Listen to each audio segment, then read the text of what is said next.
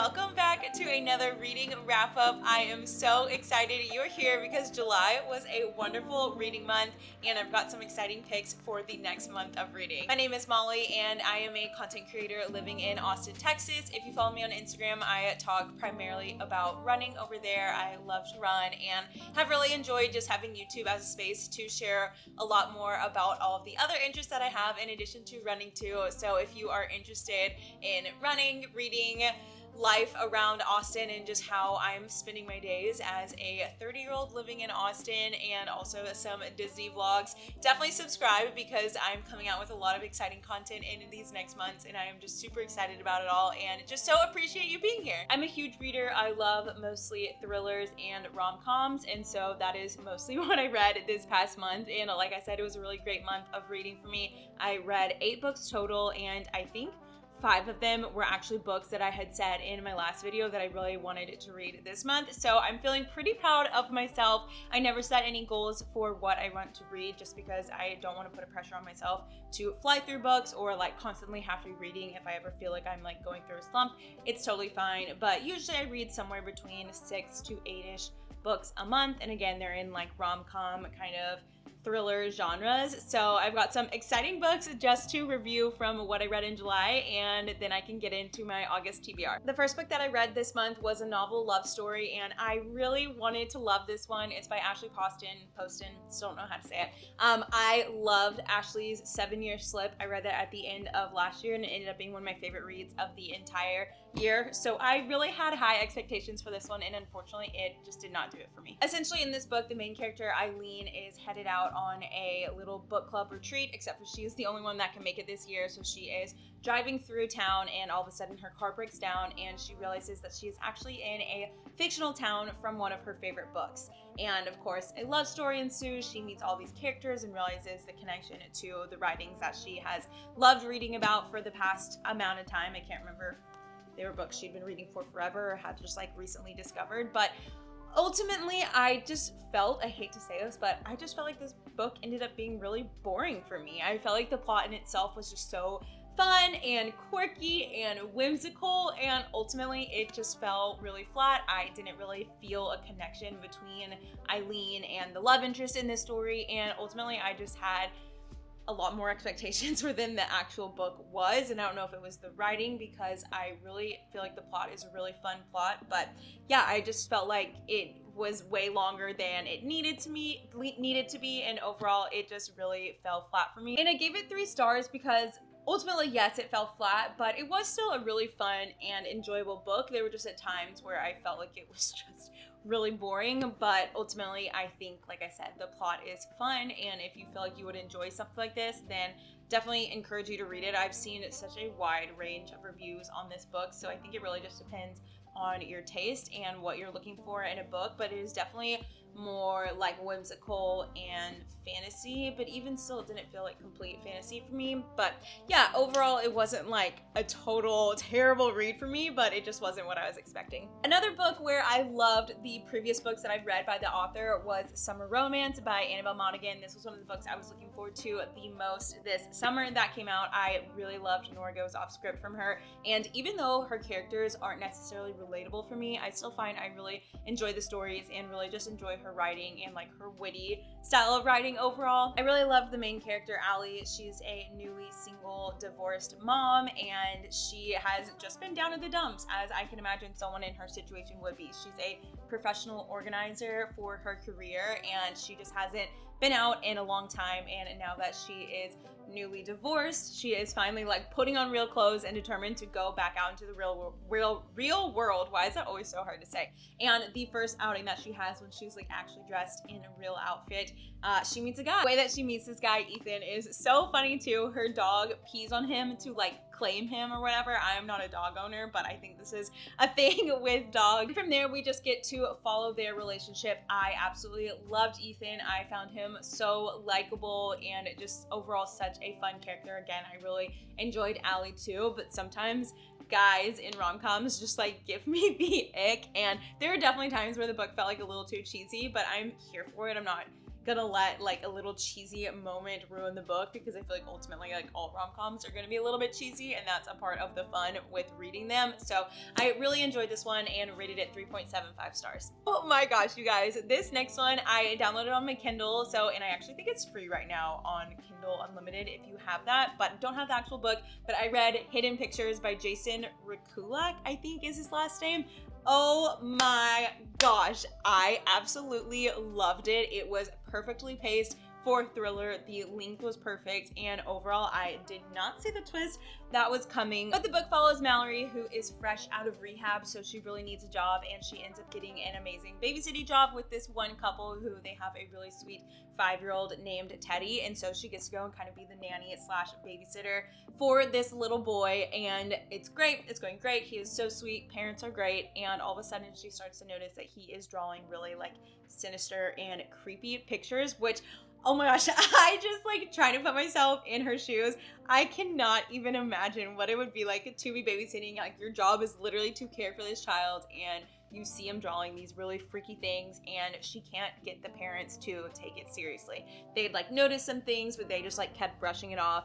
And the longer we go, like the more sinister and creepy and evil the pictures get. So that is all I'm going to tell you, but I highly recommend this book. I truly loved it. I ended up rating this one 4 stars, and I feel like really just the differentiator between 4 stars and 5 stars, because 4 stars still means that I really, really loved it. But with my 5-star reads, it's books I'm continually thinking about, or it's characters that I keep going back to, or I am just like so shook by the plot that I'm like, oh my gosh, I can't stop thinking about it because this plot was crazy. So I give it 4 stars, and yeah, really, really recommend it if you're looking for a good thriller. I feel like there are a lot of movie and TV show adaptations from books recently, or you just like hear a lot more about it. It's probably because there are so many amazing books that are being written, and this next one, I definitely was influenced to read it because I saw, I think it's gonna be a TV show on Netflix, but I read The Perfect Couple by Ellen Hilderbrand, and I really love this. I love her writing. I have shared some of her other ones that I've read, and all of them kind of end up being around 4 stars for me, which this one was for me too.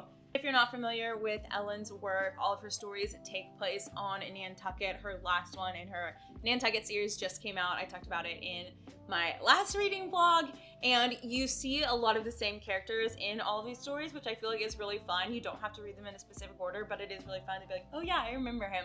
So for this story, I am blanking on a lot of the characters' names, but a body is discovered on the shores of Nantucket the morning of a wedding, and so all of a sudden all these people become suspects and they have to solve the mystery. So I really love this one, and like I said, I'm kind of blanking on a lot of the details and the characters, so maybe it wasn't like entirely memorable for me, but yeah, I really enjoyed it. I will say there was a lot of cheating in the book, which is why I'm like, I don't really know if I'm gonna watch that TV show. It's obviously totally fine to read about it, but I don't know, I was just like, dang, okay, like everyone's cheating, which I hope that's not a spoiler, but yeah, I don't know, it just, I don't know, it kind of left me feeling some kind of way. But yeah, overall it was a really good read, and if you're going to be watching the show, which I believe is pretty well cast from, I don't remember it entirely, I want to say Elle Fanning's maybe in it, but which I love the Fanning sisters. Maybe Dakota's in it. I don't know.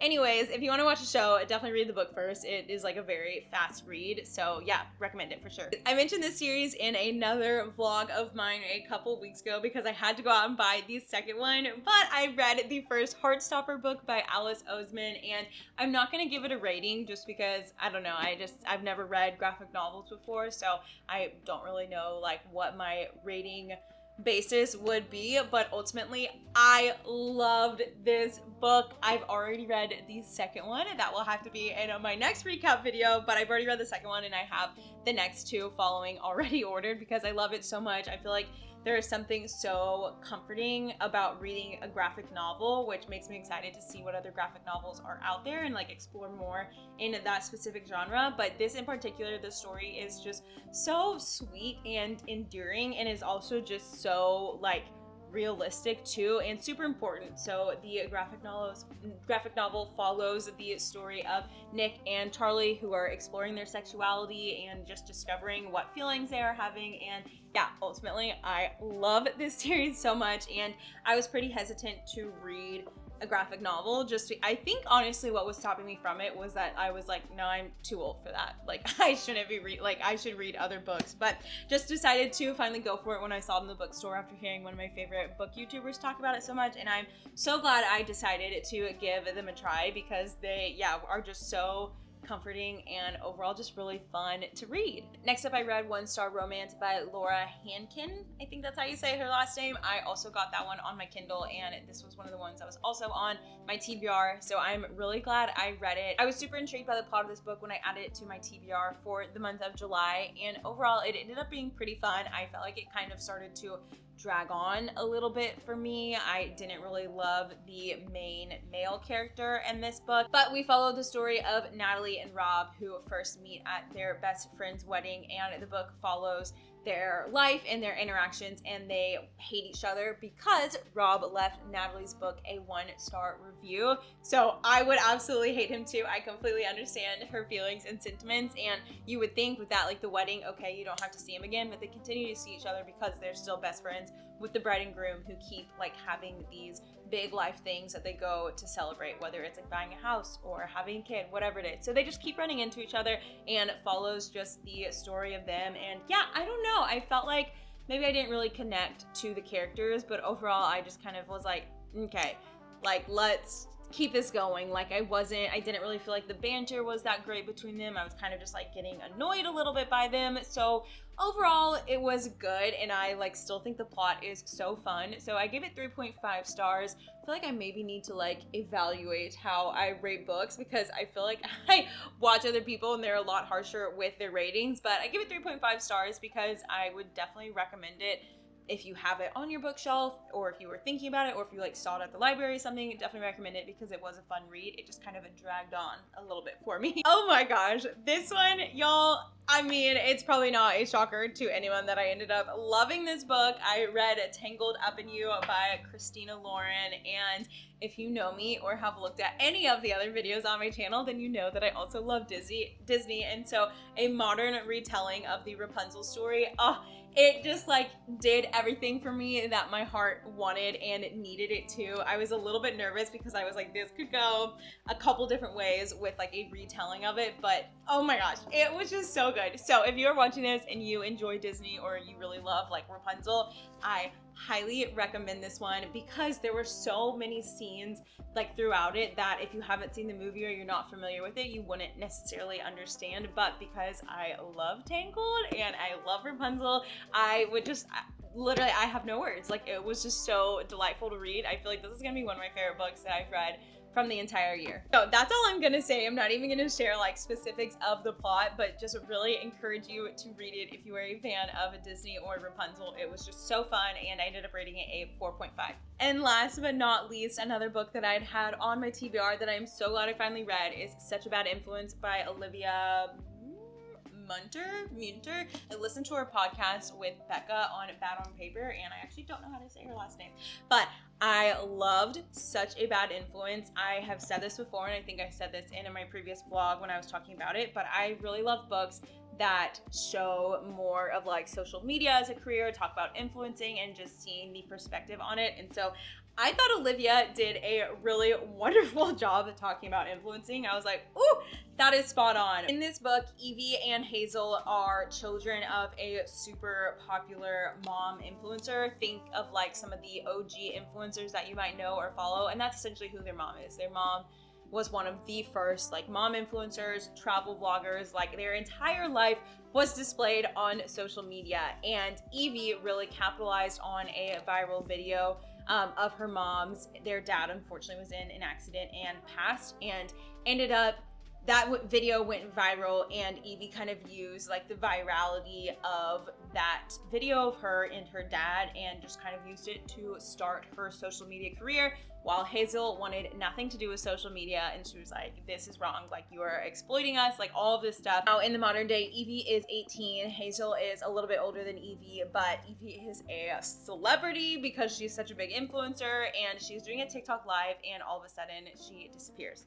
And they don't hear from her and are convinced something terrible has happened, and they have to solve the mystery of where Evie went. So again, I feel like this book did a really great job of showcasing like just the more emotional side of influencing, as well as just the dynamics that I think a lot of people maybe don't fully understand or even think about. And then there was like the psychological thriller part to it too. I had really high expectations for this book just because I was really intrigued by the plot and really liked the kind of influencing plot of it alongside the psychological thriller plot of it. So I ended up rating it 4 stars, and if that is something that you're interested in, like influencing your social media, I definitely recommend this one. I feel like my hair is getting frizzier the longer we sit here and yip yap about books, so I am just going to quickly dive into what is on my August TBR, and then we can wrap this thing up. But I'm really excited about everything that I'm hoping to read in August. A lot of them are just books that I've either been hearing about or have just been on my list for a long time, and I'm like,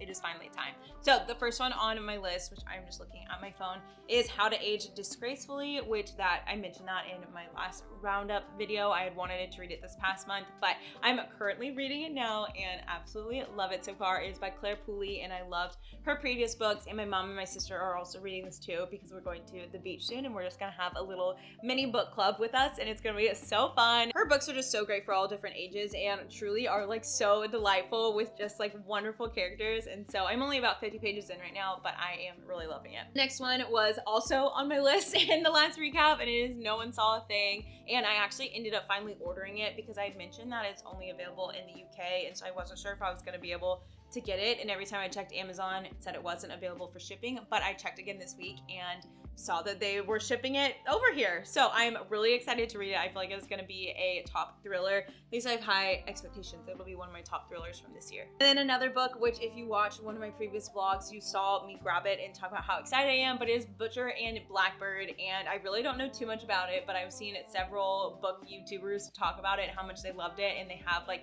similar taste as me, so I have high expectations. I feel like I just have very high expectations for all the books that I read, but all I really know about the plot is that it is 2 serial killers or 2 murderers who end up falling in love. And that just sounds so good. I am so intrigued by that. I feel like I just sound so psychotic when I say that, but like, wow, that sounds so good. And another one that I feel like I've been hearing a lot of people talk about is The Invisible Life of Addie LaRue. I briefly read through the synopsis the other day and was like, you know what? I feel like it's a little outside of my comfort zone of what I would typically read, but I think it sounds really good, and so I've added that to my list. And then a good old classic book by Sarah Adams is Practice Makes Perfect. I somehow have not read this one, and I've loved all of Sarah Adams' previous books that I've read. I actually want to say that I feel like she has some new books coming out later this year. I try and mark when things are coming out. Yes, okay, yeah, she's got, wait a second, did she just have one come out? Okay, wait, I think she literally had one coming out today called The Enemy. I try and stay on top of when my favorite authors are coming out with books, but no, that's not it. Okay, I don't know. Okay, I need to look into that. I had marked that she had something coming out in August, but I also saw, I'm gonna figure that out on another time. I'll say I'm gonna read something by Sarah Adams because I feel like with everything else I have on this list, I'm gonna need more of a fluffy and fun romantic comedy to read. Those are all the books that I read in July, plus some Kindle ones as well, but I feel like it was a really good month of reading, and I'm so excited about this month of reading ahead. I feel like I've got some that I'm just like dying to read and can't wait to get my hands on, so hopefully there will be some more reading time in the coming weeks because I feel like the past few days I like have barely had any time to read, but I'm just so excited about my picks, and I would love to hear what you read in July and what you've got on your list for August. I always love